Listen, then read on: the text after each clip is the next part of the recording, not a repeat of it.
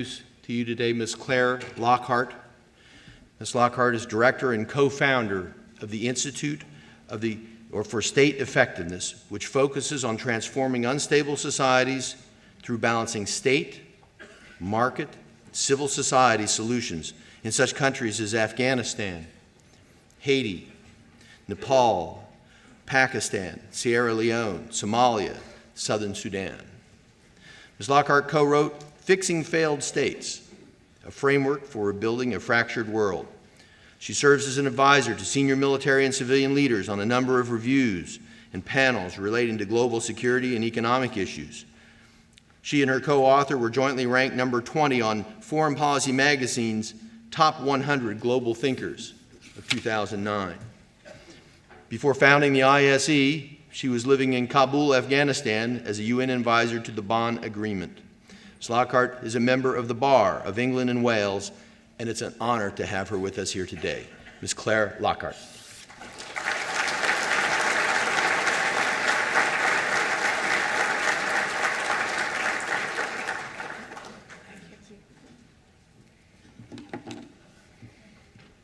Thank you, and ladies, gentlemen, officers, for the invitation to be here, and a particular pleasure because having spent so much of the last decade in landlocked countries, Afghanistan, South Sudan, and Nepal, it's really wonderful to be by the sea.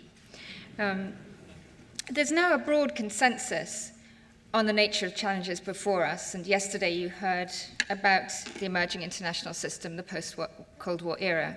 And as we know, it's marked by a range of threats, most or many of which do not recognize borders: disease, disorder, terrorism, climate change. We face an intensification of globalization, but a globalization itself which is under threat, and now an increasing acknowledgement, a recognition of the need to harness globalization, which itself is a process of human making, but not of human design. And a world still marked by the tragedy of 9/11 and its consequences. But there are still many constants, and we still live in a world order which is based on the assumption that its constituent units are sovereign states, and that those sovereign states are fully sovereign. They have de jure sovereignty. And as we know and increasingly discovering, the world has a sovereignty gap. Many of those sovereign countries do not de facto perform the essential functions, the essential services that their citizens expect of them, and the international community demands of them. And we're learning that the world is as strong as its weakest link. And that currently we're confronting this broad array of 21st century challenges with a 20th century toolbox. So we face an urgent quest to update that toolbox, and not just with a whole-of-government approach, but a whole-of-nation approach.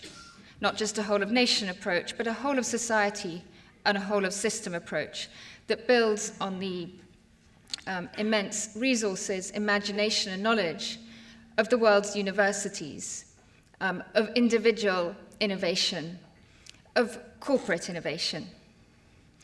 I believe it's a moment of great challenge, but also a moment of opportunity. In the wake of World War II, the world confronted a scene of utter devastation, but it was a group of wise men and women from the United States who created the post-World War II era. And they could have adopted the zero-sum game, the approach of Versailles after the wake of World War II, but instead they used their imagination to envisage a world of prosperity, of human dignity, and of opportunity. And I think we face a similar moment now that'll define the next decade. Are we going to be defined by fear of division, or are we going to grasp the opportunities to make a different century? What's that going to take? First, it's going to take a view of collective security that is based on a real understanding of the threats, but also on collaboration of partnerships, of recognizing the importance of hierarchy, but also of mobilizing networks and finding the mesh between hierarchy and networks.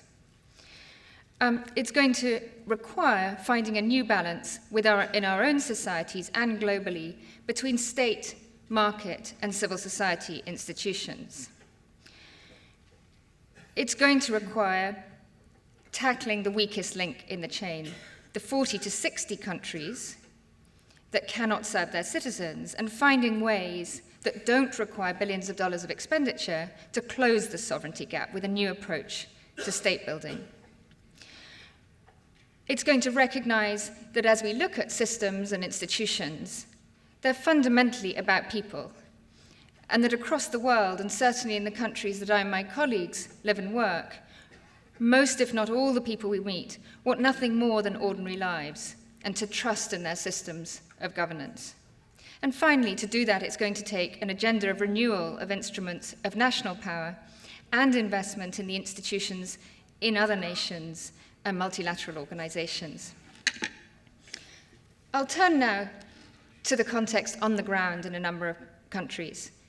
Shortly after the tragedy of 9/11, a small team of people, and I had both the honor and responsibility to be part of that team, stood in the rubble of Kabul and looked at the devastation around us, and were faced with the question of what do we do now?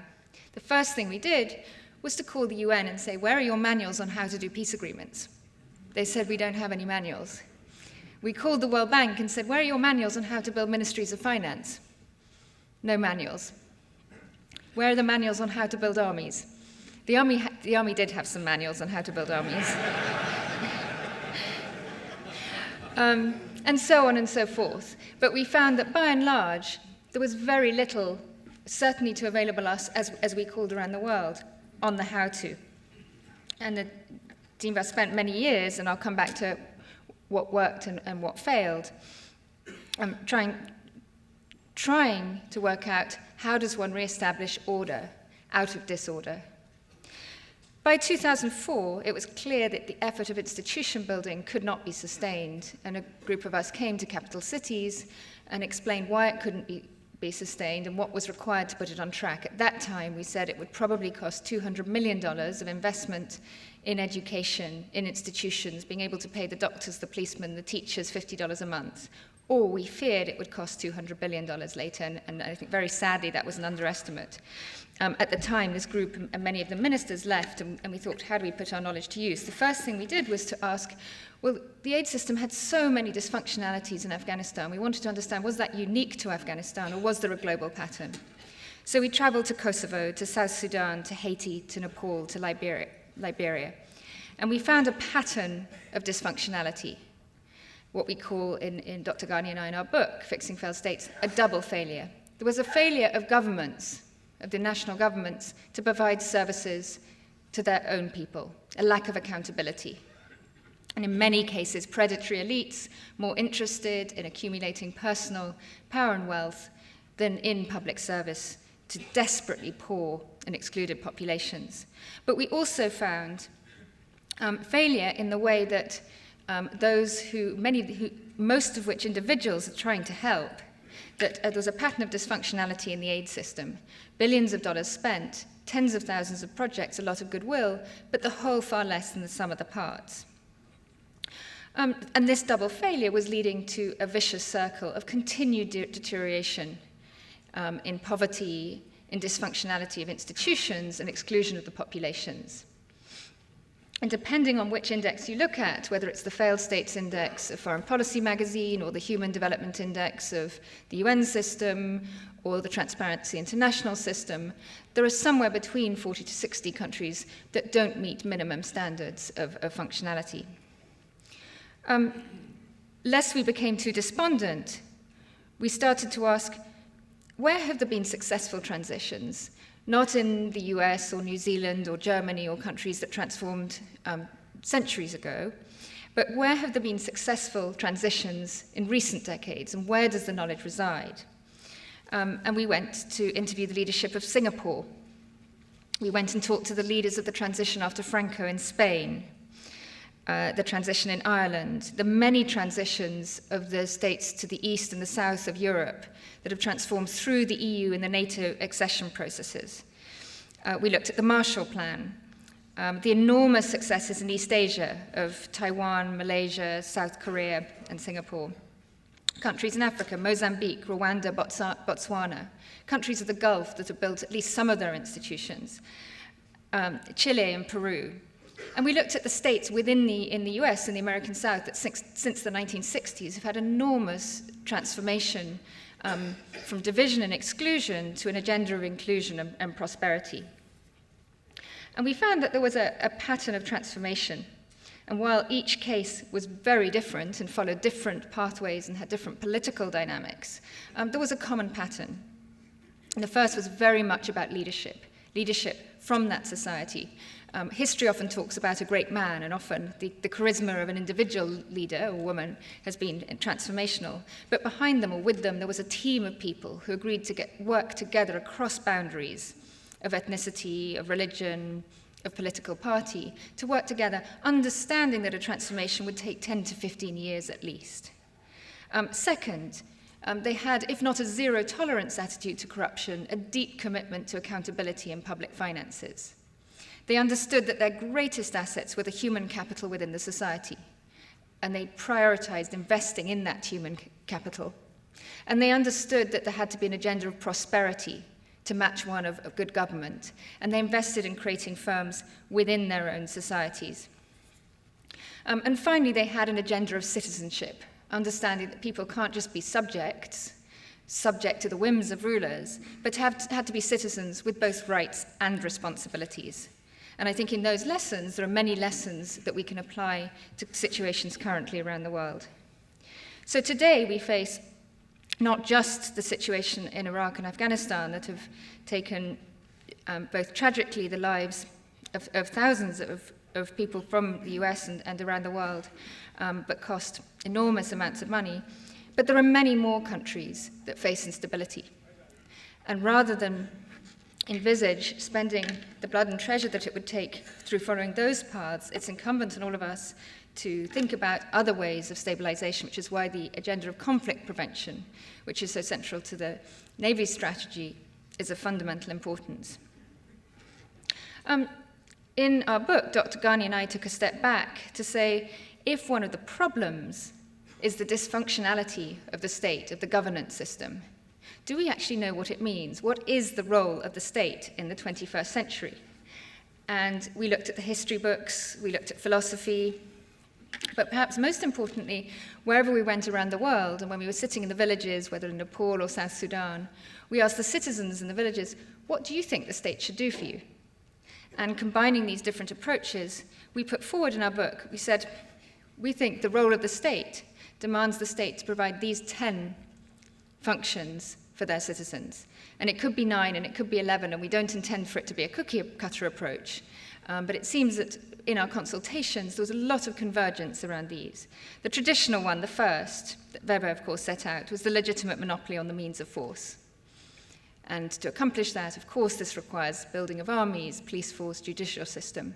But we know that order in the 21st century is not going to be maintained by repression alone.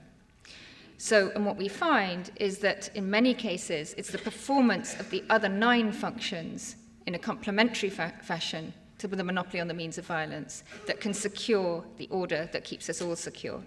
So what are the other 9 functions? The second we found, and in our consultations with the American Bar Association, they said we should probably put it first, is the rule of law. And not just judicial systems, although those organizationally are very important, but the system of laws by which society agrees to be governed, and the extent to which the formal system is the same as the informal system, and the extent to which the rulers themselves agree to be subject to rule of law. And beyond that, a concept and a culture of justice. What we find again and again in the villages across the world, it's a demand for fairness, a demand to be treated fairly that defines all of their wishes. The third, administration or administrative control, whether that's keeping land records, giving out passports, even identity cards. Some citizens, when we interviewed, when we said, what does citizenship mean to you? It literally meant the citizenship card, which gave them the right to have an identity. The fourth function, public finance. And when General Hillier, who was commander of ISAF 5 in Afghanistan, arrived in the country, in 2003. He said, I've had my strategic planners map the critical drivers of security and insecurity in Afghanistan. He says, I'm astonished. They tell me, but I've checked their work, that the critical driver of security is a functioning public finance system. And at the time, he said, then I don't need my strategic planners to map tank movements around Kabul. At the time, ISAF was confined to Kabul. He said, I think I'll second my strategic planners into the Ministry of Finance to help build an accountable public finance system. So attracting the revenues and expending the public finances of the country against the core services, including the army and the police force. And it was interesting to me, sitting in the Loya Jirga in Afghanistan, when the speakers to the Loya Jirga, the National Assembly, announced that revenue would be collected by the National Treasury instead of the warlords, and it would be spent on education and health. It was this public finance announcement that drew a standing ovation from the crowd, something deeply understood by the citizenry. The next function, management of the tangible and intangible assets of the state. Companies have not only profit and loss accounts, but they have balance sheets of assets and liabilities. States and governments, by and large, I think New Zealand does, don't keep balance sheets of assets and liabilities. And I think this is particularly important in the most dysfunctional countries. What are they doing with their natural resources, their minerals, their forests, even the environment? All these assets that, in a sense, belong to the nation. The next function, investment in human capital, health and education. And all too often we see in countries around the world that while primary education is of fundamental importance, that because of the Millennium Development Goals of the UN, which are very, very important, many countries are being told by the international system only to educate their populations up to the age of 11. And after they do that, where's the next generation of civil servants, of entrepreneurs, of electricians, of carpenters, of engineers and lawyers, accountants going to come from? And are they being educated as citizens, remembering that governance is about people, but it's an ethical and moral pursuit? Are we equipping the next generation to be mindful of putting public service and commitment to the public good as much in their minds as pursuit of private good? The next function, investment in infrastructure services, transportation, sanitation, and increasingly the communications infrastructure that determine whether a country can join the process of globalization and the opportunities that brings, or remain a brown or a black spot excluded from those. The next function, regulation of the market. What are the rules of the game that determine the pursuit or the pursuit of entrepreneurial activity? And over the last couple of years, of course, the exact nature of those rules that balance the state and the market have come very much to the forefront globally. The next function, the definition of citizenship. What are the rights and the obligations of citizenship within a particular society? And finally, the policy relating to international relations. How does a country relate to its neighbors? Is it a good global citizen, and how does it relate to the world? And how does it exercise its sovereign guarantee, its right to borrow money and to spend money? When we put these functions to a meeting of leaders of transitions from places like Mozambique and Rwanda and Ghana and Liberia, they said that this would indeed have provided them a very useful map of transition. And had they been equipped with this, they'd have understood functioning something like both a checklist, but also a diagram of understanding which needs to come first. But they also said that two were missing. The first, one of transitional justice. When a country transforms after war, how are the sins of the past going to be dealt with, or should they be, in order for the society to move on? And the second one was the capability to manage disasters, to conduct disaster relief within the society. Most of the leaders said, look, we know, very sadly, that particularly in this volatile climate, we know we're going to have disasters. We don't know when or where or exactly what they'll be. We know we'll have them, and we want our own capability to be able to respond to them, so we don't continuously need to call upon others. These functions cannot exist in silos. They form a system, and we see that when they're performed in synergy with each other, they form a virtuous circle. But when some of them are missing, it plunges the country into a vicious circle. These functions, this is very, very much not a call to centralization. One of the questions in any society is, at what level is each function performed? And one concept that can be quite useful is one of subsidiarity, which the European Union has adopted, but many societies adopt implicitly. The function should be performed at the lowest level possible to the citizenry. And that gets us away from what can sometimes be a false debate between centralization and decentralization. It's neither. It's neither about all centralization or decentralization. It's about where does it make sense for the function to be performed. When one stands on the ground and spends time, whether it's in South Sudan or Liberia or Haiti, often one has a tendency to come in as outsiders and say, well, there's nothing there, there's a blank slate. Instead, I think we need to ask the question, what is there? What are the assets on the ground? And the more one looks, the more one finds in the memories of people of previous era where administration did work, or the enormous human capital of a new generation. Many of the countries, the poorest countries, now have rates of something like 60% of the population is under 25.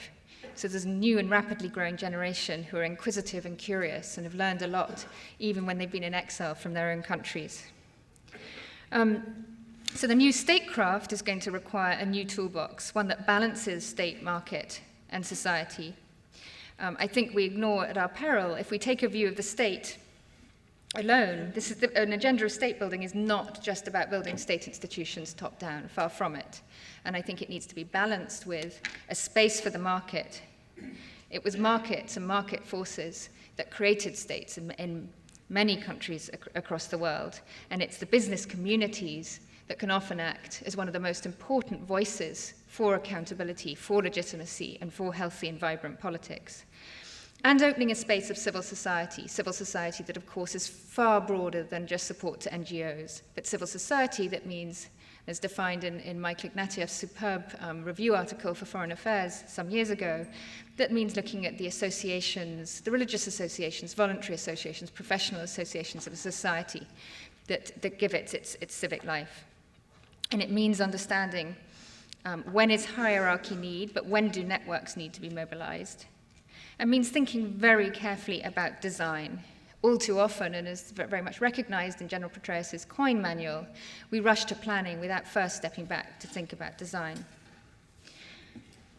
So now moving back to the case of Afghanistan, when a group stood in the rubble and thought about where to begin, what did we understand as the art of the possible, and where did we run into too many constraints to continue an agenda of institution building?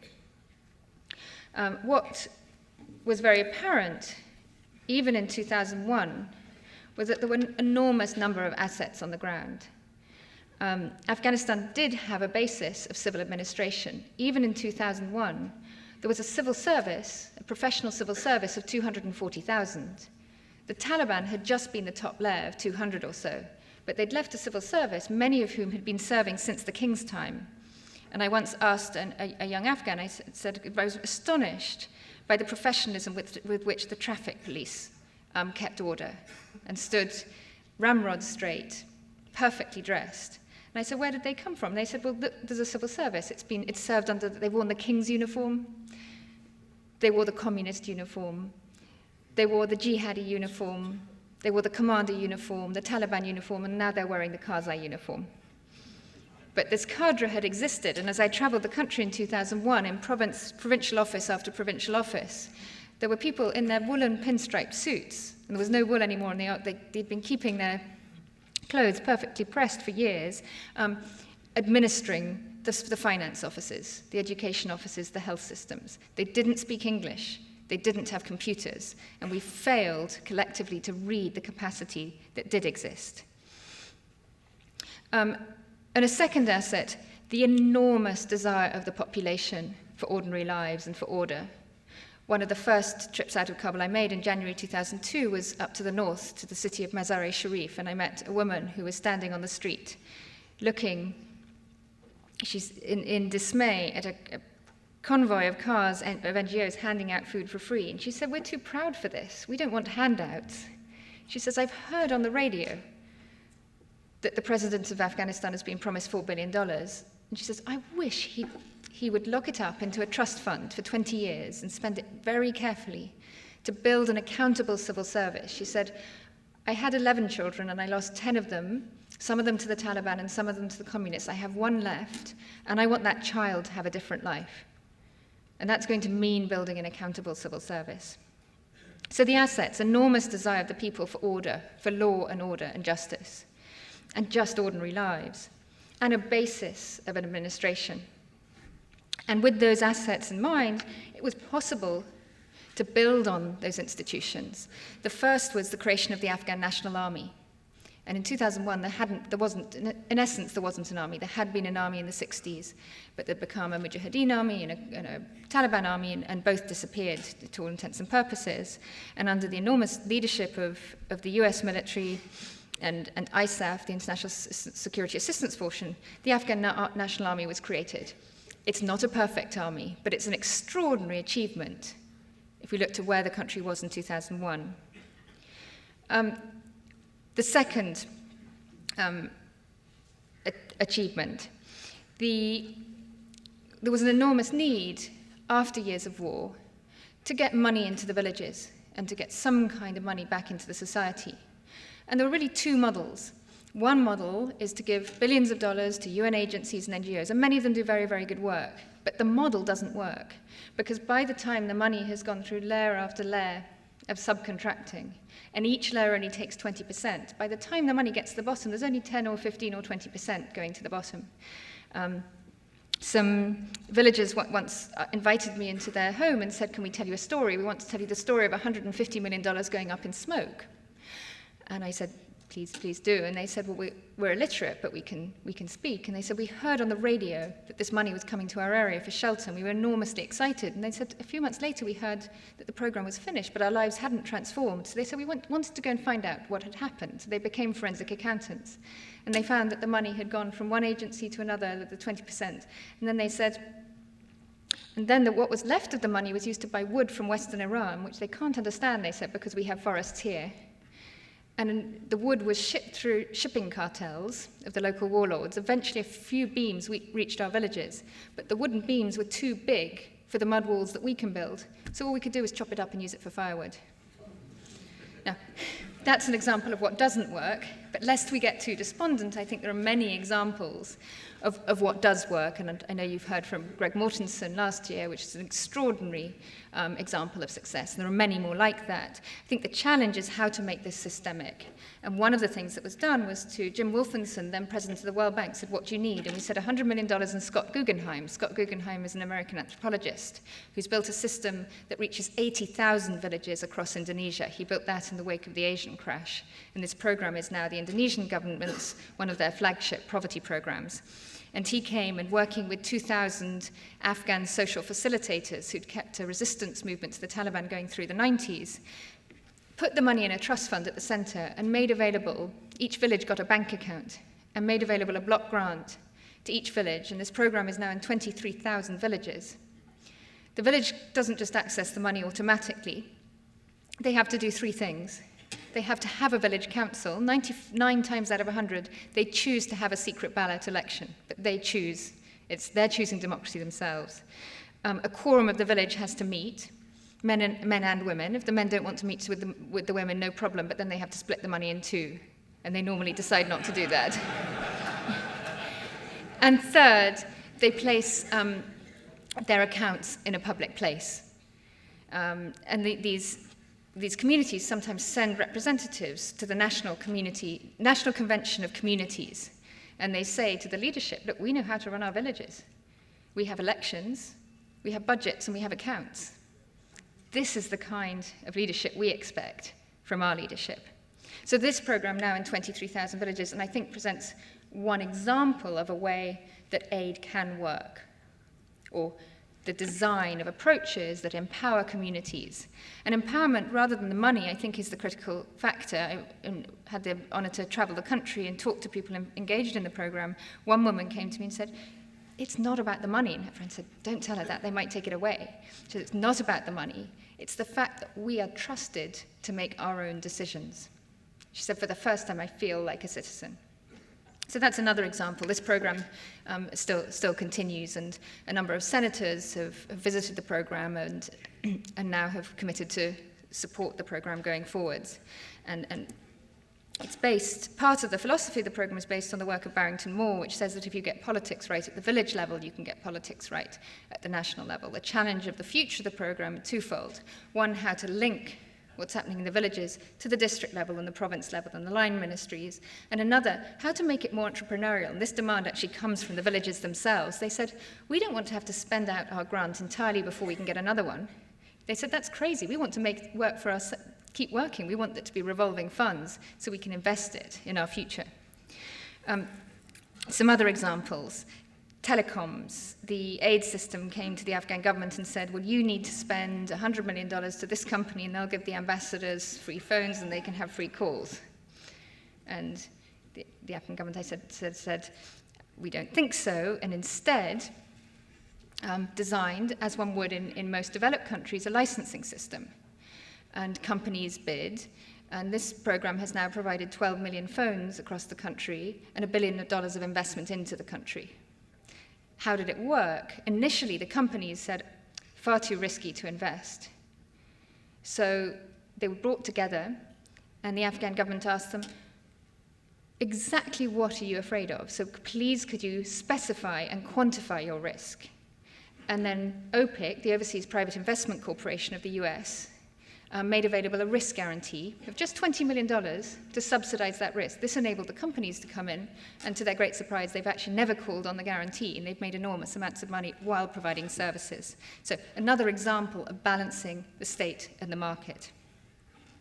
The same kind of approach was applied to the health program. The government and the international community agreed on the rules of the game, what was the standard package of healthcare services to be provided at district level, and then NGOs were contracted to provide those services. So that's an example of a government-NGO partnership.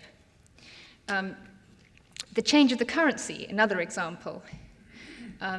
Back in 2001, there were at least 3 different currencies in circulation, all printed by different warlords, and there was clearly a need to have a single national currency that wasn't forged and that would have the trust of the international system in it.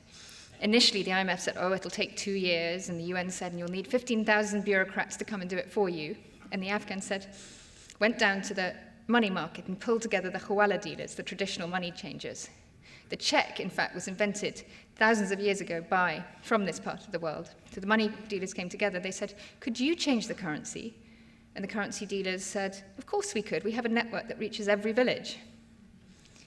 And they said, well, how much will you charge? They said 10%. So the government said, why don't you be patriots? Do it for your country. So they agreed to do it for 1%. And they changed the currency in 4 months, not 3.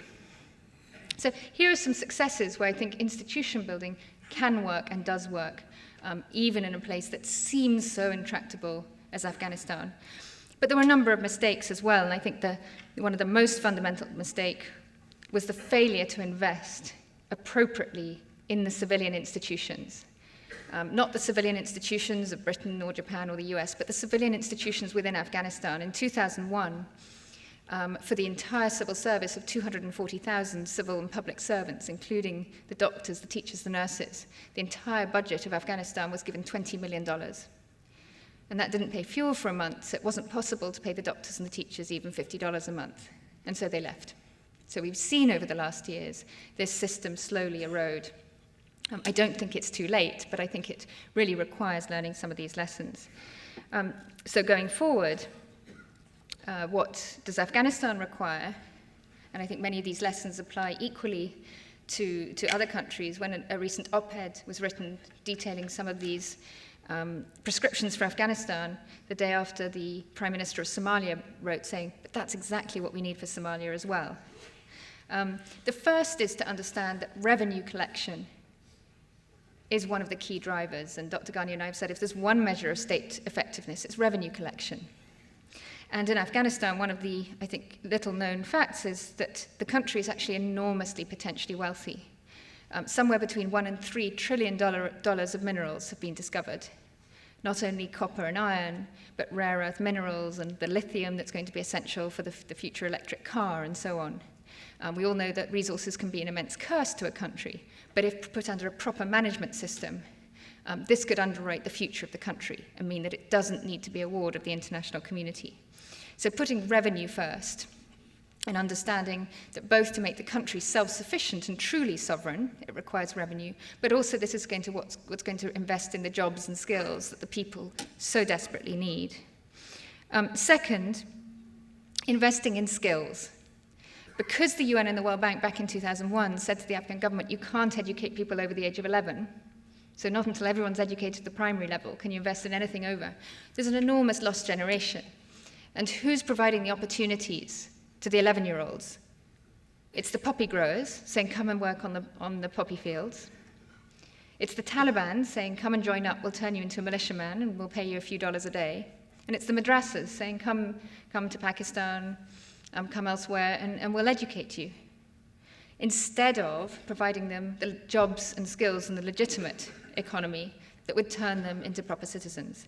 Last year, the entire higher education budget of Afghanistan was $35 million for a country of 22 million people. So this is the second. So revenue, investment in skills. And third, investment in the youth of the country, never losing sight that it's the citizens of the country who are the greatest natural ally of the US and the international order. These citizens still believe deeply, in my view and in my experience, that a partnership with the international community, with the United States, is desperately what the country needs and wants to be stable and to be a responsible member of the international community. I think there's still now a very important opportunity. This country has made a very significant and brave commitment to forces and resources that have been missing over the last 8 years. When I hear that there's been a war in Afghanistan for the last 8 or 9 years, this is a great surprise to me, as somebody who lived on the ground through most of that time.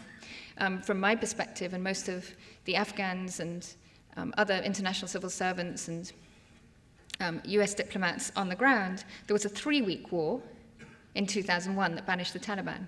Then there was a 5 or 6 year reconstruction effort or state building effort that was very under-resourced. And then, partly because of that under-resourcing, the country tipped back into an insurgency. So there's now been a 2 or 3 year insurgency and a 6-month coin campaign. I don't think that that's been an 8 or 9 year war. But now there is this commitment, there is an opportunity.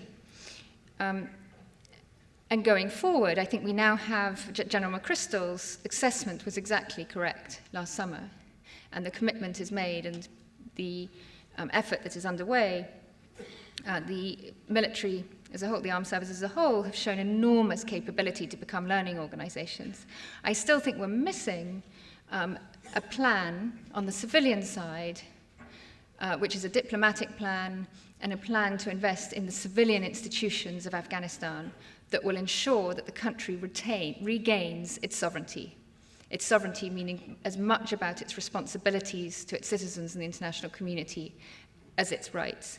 And I think that's something that is well within the art of the possible, but it's going to require great attention to design, and particularly along those 3 dimensions: the revenue, the education, and the youth.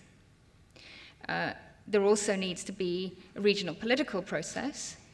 Lakhdar Brahimi, when he put the Bonn Agreement together, even before he spoke to the US, but even before he spoke to the rest of the P5, he went to the region, he talked to the neighbors, and he asked each of them to commit to the stability of Afghanistan. I think it's that type of investment in dialogue with the region that's very much needed at the moment.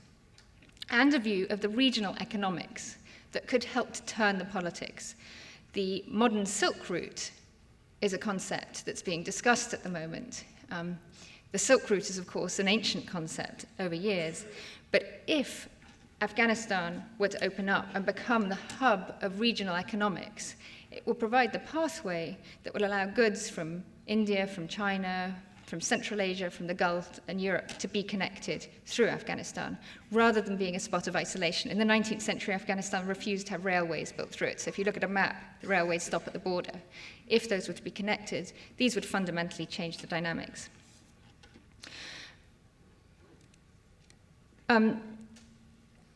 getting Afghanistan right remains of fundamental importance. But going forward, and I found it remarkable that your cooperative strategy for 21st century sea power sets the goal of working with partners to prevent war, and recognizing that preventing wars is as important as winning wars. So the importance of conflict prevention is something that is rightly now coming to the top of the international agenda. So whether it's aversion of conflict or aversion of disasters, this requires investment in early warning systems, in analysis, and in prevention. And this is an area where I think the global community and universities need to invest a considerable amount more in understanding. I was recently in Nepal at a time when there was a flood that killed thousands and displaced hundreds of thousands, and we discovered that this could have been averted by a $40,000 repair of a dam that had eroded upstream in Nepal. Just one example of how prevention can avert catastrophe. Finally, the how-to. Often, when one sets the agenda of investing in populations and institutions, it's very hard to disagree with. But then people say, well, how do we do it? And I think actually much of it we already know. We have the capital, despite the recession. In fact, of the 50 poorest countries in the world, more than 50% of them only spend 20% of their budget every year, and have enormous amounts of latent assets, whether it's in minerals or forests and so on, and some of them which are renewable. So it's about making those systems work. And we have the technology. But we need commitment to continue to update our toolbox, the soft power and the other types of engagement that complement the use of hard power when it's needed. And we need to continuously bridge the abstract and theoretical with the practical, the operational and the tactical. And we now have thousands of young officers coming back from engagement in Afghanistan and Iraq who've innovated, who've learned, and the knowledge that they carry within them, and many of them perhaps are in this room, understanding and being able to tap their knowledge, learn from their knowledge, and build it back into the systems as a real learning organization is an enormous opportunity. And we need not only to invest in our skills. It's very encouraging to have watched the recent QDDR and look at how does USAID need to be rebuilt, and this is of fundamental importance. But perhaps as important as equipping the institutions within the US and investing in organizations like the UN. I think for all the criticism of the UN, if we didn't have the UN, we desperately want it, and we wouldn't be able to achieve global consensus on it, so we wouldn't be able to get it. So I think it's something that must be invested in. And the multinational development banks, the World Bank, the IFIs, the IMF, the Asian Development Bank, these multilaterals provide platforms by which burden sharing can happen. So by which Japan, Saudi Arabia, the Gulf countries can contribute to the costs of missions. But I think we also need to bear in mind that it's not only investment in our skills, but it's critically the investment of skills of the host nation governments and their leaders that's going to make the critical difference. All too often, we focus on what we do rather than on what they do. So in conclusion, a few reflections. I think the question of what's the role of the state in the 21st century applies to the 40 to 60 countries that are most afflicted, where the problems seem most intractable. But it applies as much to countries in the West. And my organization, the Institute for State Effectiveness, has been called recently to look at Greece and state-level governance in the US and cities, because these entities are also asking, what is the role of the state in the 21st century, and what's the balance between the state, the market, and civil society? So I think we're learning that these are universal questions that are on all of our minds. And which function should be performed at which level? So this, I think, is going to be a set of questions that all of us will be exploring. What are models of network sovereignty? How do we balance hierarchical institutions that we depended so much on the 20th century with the networked institutions that are evolving around us? And as we move forward into a paradigm of collective security and collaboration, we need to learn how to build those types of partnerships and move forward with the institutional imagination that those after 1945 brought to bear. Thank you.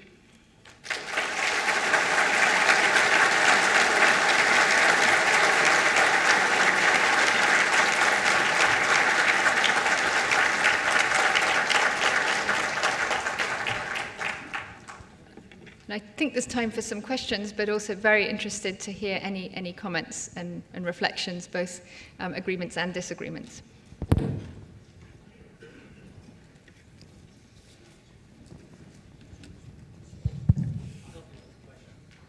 Good morning.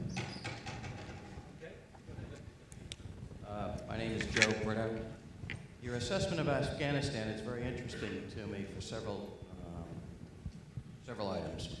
One is the evaluation of threat and able to keep the country together during negotiation for a transition period.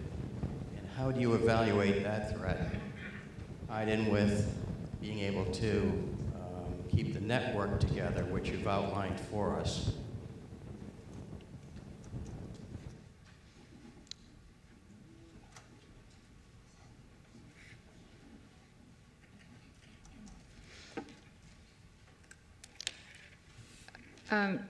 Thank you. I think so. For the period of 2001 to 5, I think the country was kept together, both its formal institutions, but its informal networks, including the tribes, the communities, and the villages, really by an agenda of, it was really about, I think, recognizing that politics is central to stability, but creating a politics of development, a politics of investment in the citizens, and recognizing that it was through building the trust of the citizens in the process, in the institutions, and in a partnership with the international community that was fundamental to order.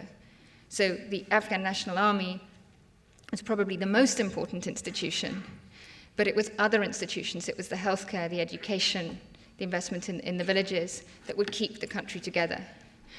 It was made very clear, and I think rightly, that the US was not going to do nation building. It wasn't the US's job to do that. But Afghans needed to do their own nation building, and that project was started. In 2005, the institutions began to deteriorate, and of course there's now an insurgency, so the task is perhaps now similar, but harder than in 2001. My understanding is that despite the difficulties, the majority of the population still desperately crave that order and stability. And so one of the greatest assets is still the population. This is very much recognized by General McChrystal's counterinsurgency. It's a population-centric military strategy. I think now what we need is a population-centered developmental strategy to complement that, the one that invests in the population. But it is going to require leadership from the Afghan side, as now the agenda of NATO is transition to Afghan sovereignty. So that agenda is on the table. I think that's a helpful construct, because in recognizing that Afghanistan is a sovereign nation, or needs to restore its sovereignty, because de facto it doesn't exercise sovereignty across all of its functions, this clarifies that neither the US nor any of the other nations involved in the effort want to be occupiers. That's not the intention. The intention is to restore the country to sovereignty so that it can govern itself responsibly. It can act as a responsible member of the international community. That task has certainly been made harder by the difficult elections last year, but I think there are events over the next months that will provide opportunities. It is not without risk, and it's not going to be easy. The first of those happened a couple of days ago with the peace jigger of the country. And thank God, and very luckily, the attempted attack by the Taliban on the meeting was not successful. And that meeting did achieve a measure of consensus amongst different stakeholder groups for an agenda of reconciliation. And reconciliation not meaning just top-level reconciliation with the Taliban leadership, but a much broader sense of reconciliation of different parts of the society with each other. That's been the first. The second key event will be one that comes up in July, which is the Kabul conference. And which will start the Kabul process, which is where different stakeholder groups within the society will meet to determine the agenda going forwards. How will they use the immense resources that are now known to exist to address the really intractable problems of poverty that exist in the country? Because this is very much, interestingly, it's to the extent now the government has a large opposition, both a Pashtun opposition but a citizen opposition, and some of that expressed in insurgency. Each of those groups are asking for the same thing. They're asking for justice and fairness. They're asking for investment in education, investment in health, and the removal of the predatory actors and warlords that make daily life next to impossible. But I think at the Kabul conference is the next mark, and then moving into the full transition to sovereignty. So if that process goes as envisioned at the moment, I think that will both help to bind the formal system, but also build trust with the population. And I think one has to bear in mind also that the country is, of course, very, very different from Iraq. Afghanistan has now been in some form of conflict or other for 30 years, more than 30 years. And the population, my understanding, is absolutely exhausted and sick of war. So the desire for peace is very, very strong.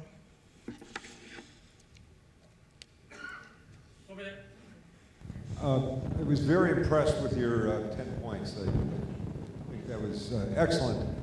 You've talked an awful lot about the building of institutions and structure for the operation of a valid government and a valid state. Can you expand, though, a little bit more on how best to invest in building a local economy? What about things like microeconomics and other things like that? It seems to me once the structures are in place, if we can also, in addition to investing in things like education, actually invest in the economy itself. What are the most effective things you've seen, and are microeconomics valuable? That's an excellent question, thank you. And it's very much, I think, now that there's a lot of attention on building the state institutions, investing in a market economy is absolutely fundamental. And as we look at the sort of development fashions of the last decades, at one point the Washington consensus was in ascendancy, and that far too much for a generalization, but very roughly said, get the state out of the way and the market will flourish. And particularly